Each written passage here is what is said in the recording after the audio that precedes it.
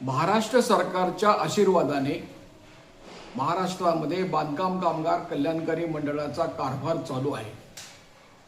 त्याला कारभार कसा म्हणायचा तर काळा बाजार सुरू आहे। या बांधकाम कामगार कल्याणकारी मंडळामार्फत कायद्याने ठरवून दिलेल्या ज्या बाबी आहेत किंवा मुळातच बांधकाम कामगारांचा जो कायदा आहे त्या प्रत्येक कलमाचं उल्लंघन सुरू आहे। तो कायदाच पाळायचा नाही, त्या कायद्याच्या विरुद्ध वर्तन करायचं आणि सरकारनं गप्प बसायचं हे सुरू आहे। संघटनांची निवेदनं केराच्या टोपलीत टाकायचे प्रकार चालूच आहेत। हे सरकार आल्यापासून काही बांधकाम कामगारांचे प्रश्न सुटले अशा बातम्या काही आलेल्या नाहीत। उलट असलेल्या 3 योजना त्यांनी बंद केल्या महत्त्वाच्या। म्हणजे गंभीर आजार असेल तर 1 लाख रुपये दिले जायचे, डिलिव्हरीसाठी 15,000 रुपये दिले जायचे, सिझरिंगसाठी 20,000 रुपये दिले जायचे। हे बंद केले त्यांनी अधिकृतरित्या, सरकारने तसा फतवा काढलेला आहे। आणि इतर ज्या योजना आहेत त्याचे लाभच द्यायचे नाहीत, म्हणजे ते त्याच्यावर त्यांनी नांगरच फिरवलेला आहे। तुम्हाला स्कॉलरशिप मिळणार नाही, लग्नाची रक्कम मिळणार नाही, विधवा महिलांना अंत्यविधीची सुद्धा रक्कम मिळणार नाही, हे सगळे अर्ज पेंडिंग आहेत। गंमत वाटते की महाराष्ट्रामध्ये हे कसं काय चाललंय आणि कोणीच काही प्रश्न कसा विचारत नाहीत। त्यांच्या वेबसाईटवर ही माहिती आहे की आतापर्यंत 82 लाख कामगारांना त्यांनी नोंदणीचं प्रमाणपत्र दिलेलं आहे किंवा नोंदणी पूर्ण केलेली आहे आणि 16 लाख बांधकाम कामगारांचे अर्ज नवीन नोंदणी करण्यासाठी प्रलंबित आहे। ज्यांचं वर्ष संपलेलं आहे, नूतनीकरण करायचं आहे, असे 66 लाख अर्ज आहेत आणि त्यातले 12 लाख अर्ज हे प्रलंबित आहेत। तिसरी गोष्ट अशी आहे की जे लाभाचे अर्ज आहेत, स्कॉलरशिप असेल, विधवा महिलांचा प्रश्न असेल, असे 25 लाख अर्ज आहेत आणि त्यापैकी 12 लाखापेक्षा जास्त अर्ज हे सध्या न तपासता पडून आहेत।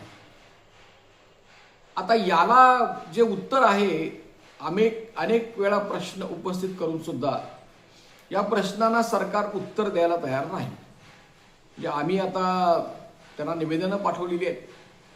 आश्चर्य म्हणजे आमची निवेदनं स्वीकारली म्हणून आम्हाला ईमेलद्वारे पोच येते, प्रत्यक्षात मात्र काहीही कारवाई होत नाही।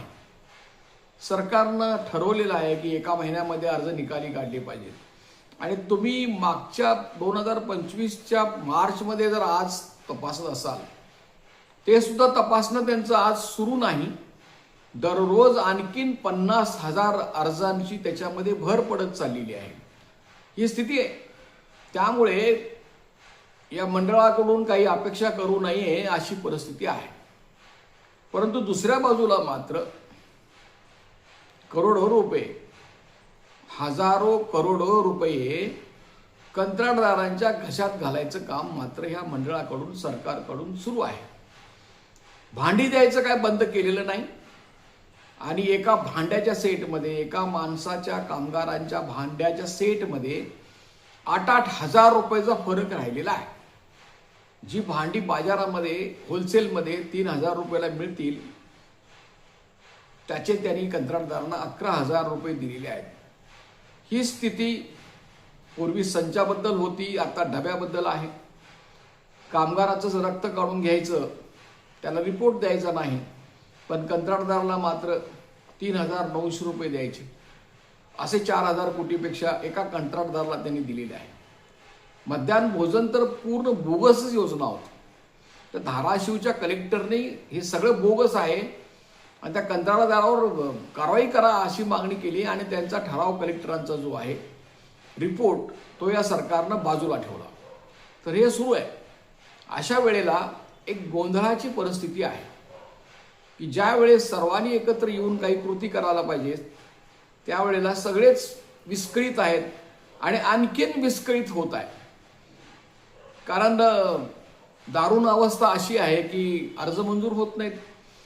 अर्ज तर सगळे नामंजूर करायचा झपाटा त्यांनी लावलेला आहे आणि यात काय करावं हे समजत नाही आणि समजत नसल्यामुळं एकत्र येण्याचं उमगत नाही. पण याच्यावर आपण उपाय काढले पाहिजे.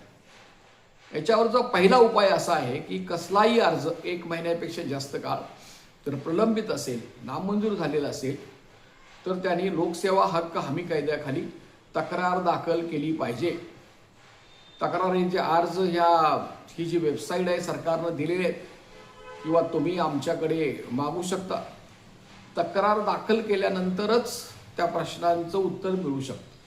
आज त्यांनी अर्ज नामंजूर केला बरोबर जरी असला तरी आज त्यांनी बचावाची संधी ठेवलेली नाही. जी कायद्यामध्ये आहे, कामगारांना आहे, ती यांनी उडवून लावलेली आहे.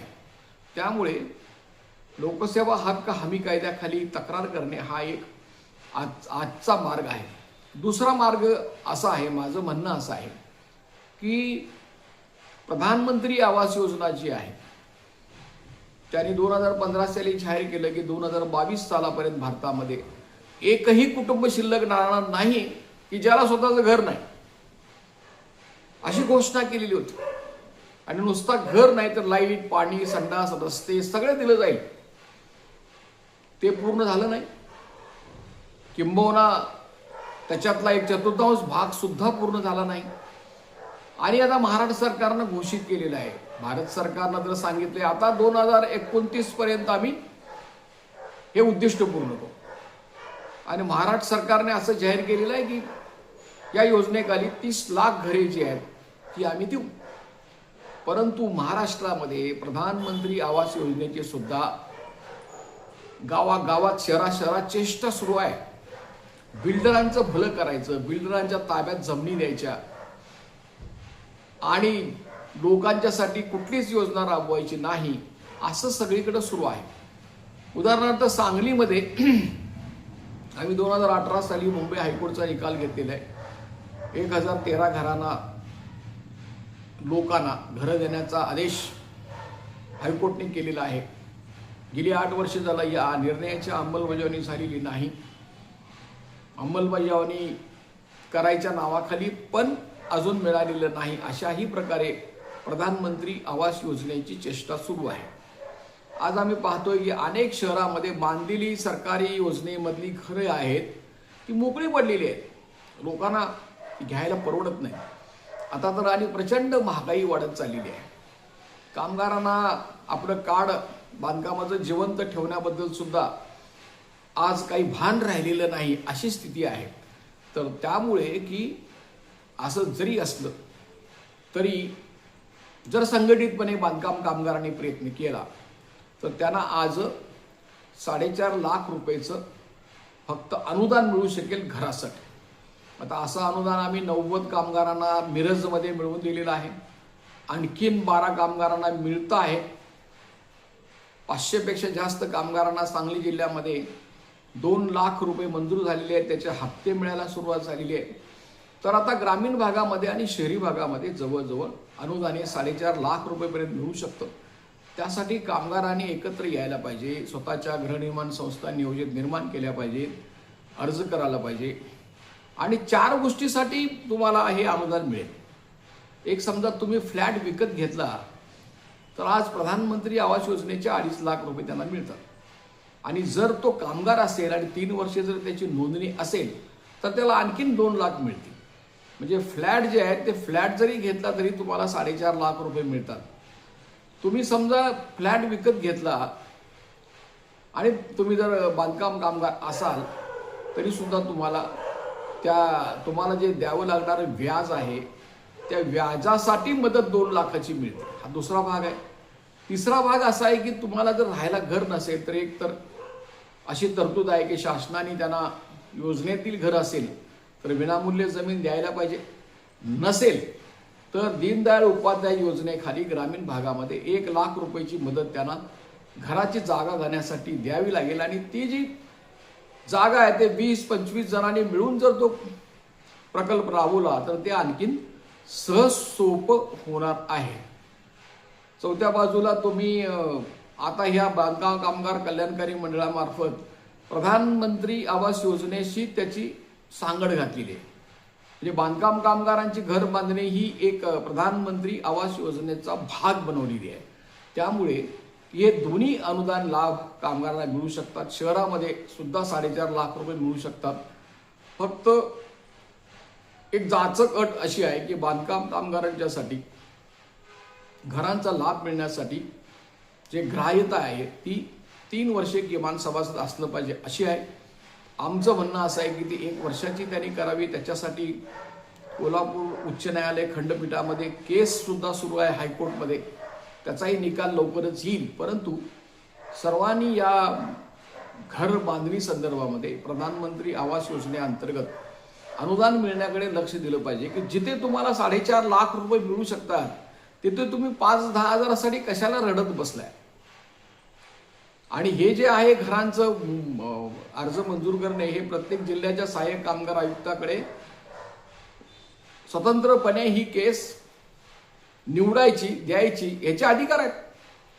त्याला हे जे बाकीचे जे अधिकार आहेत इतर लाभाचे मंजूर करण्याचे तसा तो प्रकार नाही. आणि तो एक प्रधानमंत्री आवास योजनेच्याच अंमलबजावणीचा भाग असल्यामुळे ते सरकारला अडचणीचं होईल की बीजेपी सरकारचं उद्दिष्ट जे आहे प्रधानमंत्री आवास योजना तेच हे जर महाराष्ट्रात सरकार उधळून लावत असेल तर ते कोणाच्याही लक्षात येईल अशी स्थिती आहे. तर या प्रश्नावर आपण सर्वांनी एकत्र यायला पाहिजे आणि हा गुंता समजावून घेतला पाहिजे. घरांच्या बद्दलचा गुंता खूपच मोठा असतो. नेहमीच आपण पाहतोय पैसे असून सुद्धा घर घेताना काय अडचणी येतात ते आपल्याला माहिती आहे. त्यामुळे की या सर्व प्रश्नाकडे आम्ही सर्वांचे विषय समजावून घेऊन त्यांना एक नेमकं मार्गदर्शन करायचं असं ठरवलेलं आहे. त्यासाठी आम्ही आता या 2 दिवसामध्ये एक गुगल फॉर्म आपल्याला दिला जाईल. तो आपण गुगल फॉर्म भरून पाठवून द्या. तो गुगल फॉर्म दिल्यानंतर त्यांना 8 दिवसाच्या आत त्याच्याबद्दल काय करता येऊ शकतं याच्याबद्दल गायडन्स केला जाईल आणि त्याच्या अर्जाची दाखल करण्याची प्रक्रिया पूर्ण केली जाईल. तर हे लक्षात घेऊन आपण सर्वांनी सर्व संघटना असतील बांधकाम कामगार व्यक्तिगत असतील त्यांनी जरूर आमच्याशी संपर्क साधावा. मी शंकर पुजारी. माझा मोबाईल क्रमांक आहे 9960499366. बांधकाम कामगार संयुक्त कृती समितीचा मी राज्य निमंत्रक सुद्धा आहे. हे यूट्यूब चॅनल जे आहे ते असंघटित उद्योगातील कामगारांच्यासाठी चालवलं जातं आणि हे विनामूल्य असल्यामुळे तुम्ही ते सबस्क्राईब करणं आवश्यक आहे. तुम्ही सबस्क्राईब करा, लाईक करा, फॉरवर्ड करा, चर्चा घडवून आणा. जरूर काही प्रश्न असले तर आमच्याशी संपर्क करा एवढं सांगून मी आजचं हे जे भाष्य आहे ते पूर्ण करतोय. जय भीम, लाल सलाम. धन्यवाद.